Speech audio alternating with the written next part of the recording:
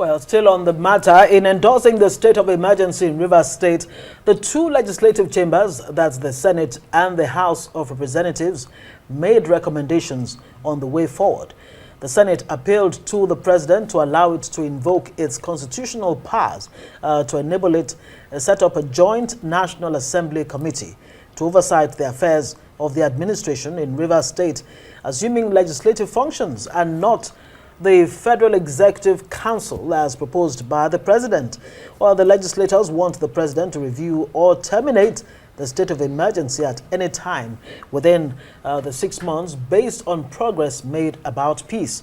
Now, both chambers suggested the setting up of an ad hoc committee composed of eminent Nigerians to mediate between the opposing parties in the Rivers conflict.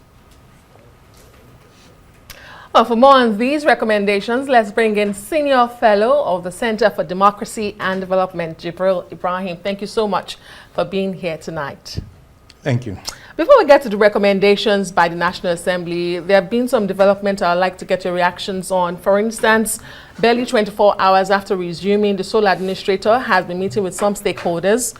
He has now announced that he has received the seized funds by the Supreme Court to the state, although the Attorney General of the Federation had confirmed that to me during his press brief. But critics call the sole administrator a stranger and an imposter. Some say he's even illegal.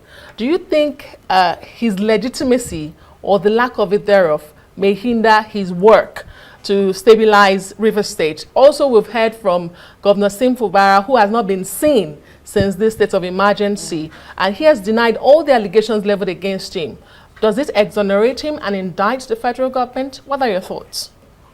I think it's very clearly a battle that has been going on in Rivers State, where the stakes are very high, and federal forces have coalesced to smash that Governor Fubara. And so far, it appears they have had great success, because all the issues they've canvassed for against him have been granted by various agencies and forces that have intervened in the matter.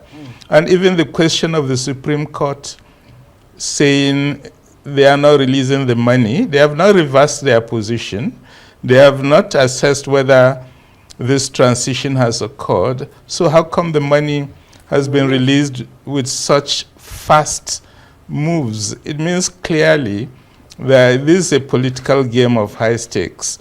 And what we are seeing is the results of a proud winner telling the nation, I've done what I wanted to do. It's quite interesting you put it that way. Let me even stay on that. The role of all parties concerned in this matter, how salutary would you say? Both the president himself, Fubara, the suspended governor, Nyesom Wike, who we've been told, I mean, the issue has absolutely nothing to do with him, at least if we're to go by what the Attorney General said in his speech. How would you describe, the role they've played so far that's led to this, before we even talk about the recommendations of the National Assembly? You see, we need to learn to be honest on this matter.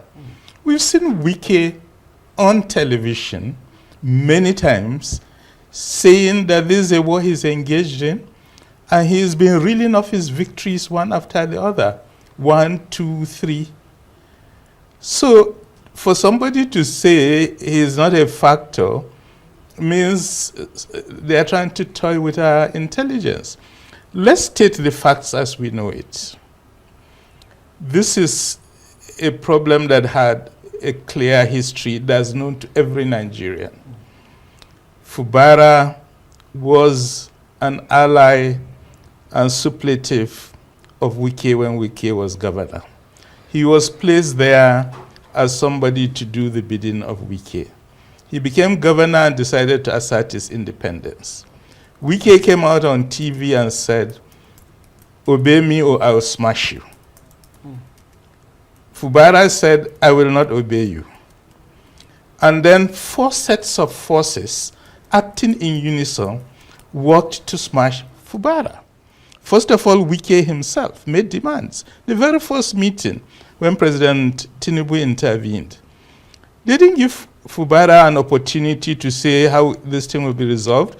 He was given an agreement where all the demands of Wike were put and none of his demands were there, and told he must sign.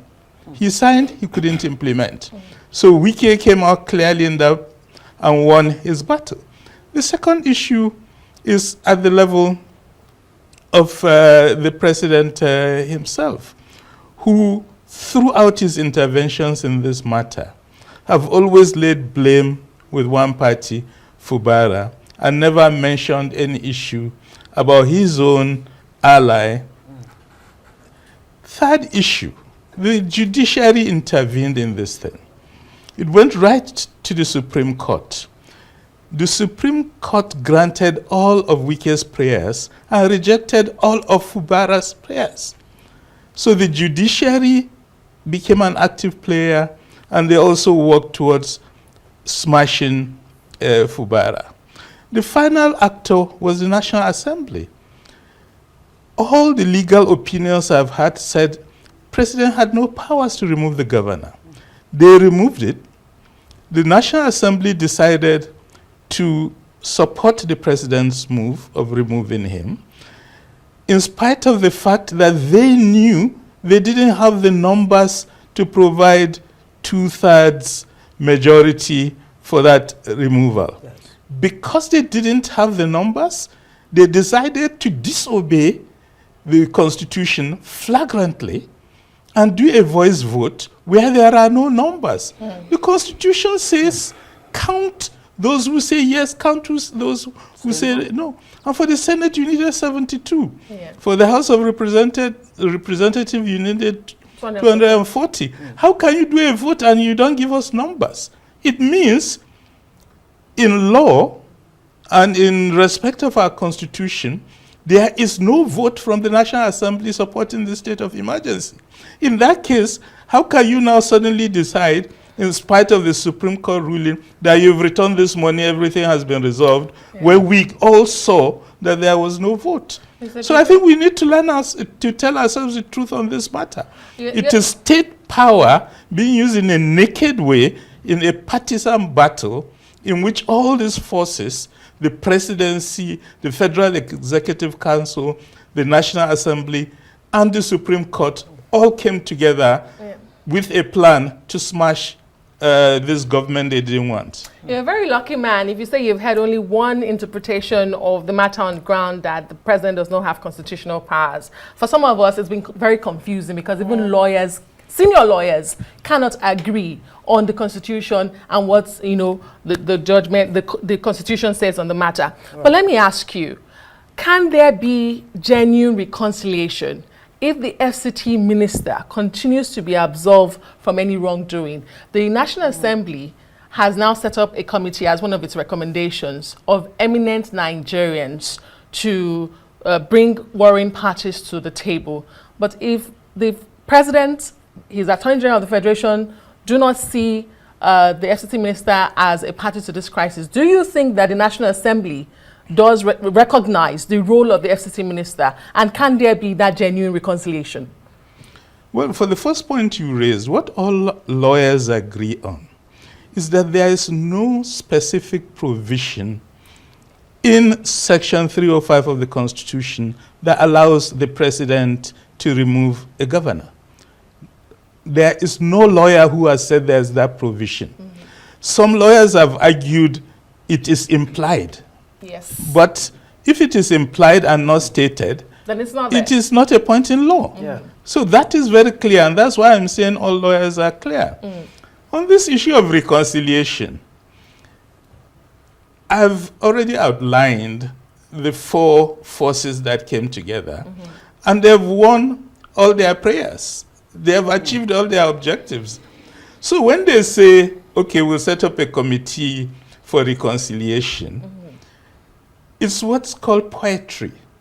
Say, okay, we've won all our points, so let's give some words that will show, oh, we want peace, we want reconciliation. And we are supposed to smile and say, yes, tell it to the birds. That's all I can say on that. So, still, I mean, staying on that, the National Assembly, or let's say the House, actually made some recommendations that eminent Nigerians will come together to mediate. And also, they recommended that the president should review the emergency rule, and that in a situation where peace is secured before the expiration of 6 months, the governor and the state assembly will be reinstated. What do you make of that? Do you think the damage has been done already and there's no way forward, or do you think there's hope? Based on, I mean, that's a question that's already been asked. What do you think democracy as a whole is this a setback for Nigeria's democracy, or is it a learning curve that we can actually, make progress from? I think there's a real threat to Nigerian democracy. And the success of this move by these four forces that coalesced shows that in this country today, no governor is safe. Any governor can be removed with an allegation of threat to peace and stability. And even in issues where that governor doesn't have a mandate, as in the case of Fubara, he's been accused of allowing insecurity to spread, while he has no mandate over security forces. The person that has mandate over the security forces and the responsibility to stop this insecurity is saying, oh, somebody else didn't do my job, therefore I'm removing him from office.